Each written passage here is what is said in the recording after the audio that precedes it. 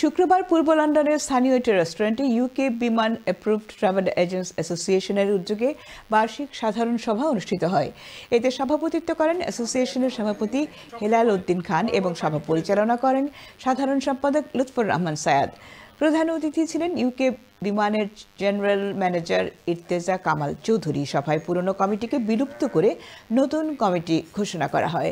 Travel লিঙ্কের Sami সানাউল্লাহকে president, Imran ট্রাভেলসের Ashikur রহমানকে secretary এবং মিলফা ট্রাভেলসের মুহিবুর রহমান মুহিবকে ট্রেজারার নিযুক্ত করে ইউকে বিমান অ্যাপ্রুভড ট্রাভেল এজেন্টস অ্যাসোসিয়েশনের নতুন কমিটি গঠন করা হয়। নির্বাচন কমিশনার হিসেবে দায়িত্ব পালন করেন প্রধান অতিথি ইর্তেজা কামাল চৌধুরী। অনুষ্ঠানে আরও উপস্থিত ছিলেন মোহাম্মদ আসকির মিয়া, হারুন মিয়া, এম আজমল হোসেন, আরশ আলী, মোহাম্মদ জিয়াউল হক, আজাদ মিয়া, মজবুদুর চৌধুরী, বশির আহমেদ ও এম তুহিন।